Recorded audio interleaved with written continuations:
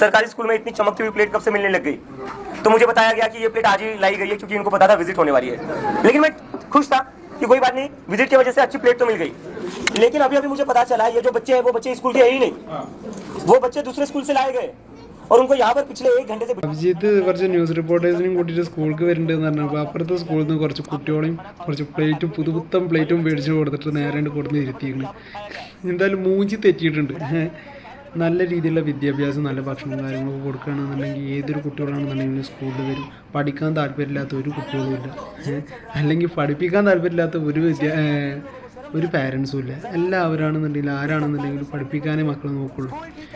അപ്പോൾ അവരുടെ അടുത്തല്ല തെറ്റ്, സിസ്റ്റത്തിൻ്റെ അടുത്താണ് തെറ്റ്. ആ തെറ്റ് ചൂണ്ടിക്കാണിക്കുമ്പോൾ അവരെ പരിഹസിച്ച് അഭിജിത്തേക്ക് വലിയ ആളാവാൻ നോക്കുന്നു. അവിടെ അവൻ വലിയ ആളാവാൻ നോക്കുന്നു എന്നേ നിങ്ങൾ പറഞ്ഞുള്ളൂ. പക്ഷേ ആ സിസ്റ്റത്തിൽ ആ സ്കൂളിലുള്ള പ്രശ്നങ്ങളും കാര്യങ്ങളൊന്നും നിങ്ങൾ നോട്ടീസ് ചെയ്യണില്ല.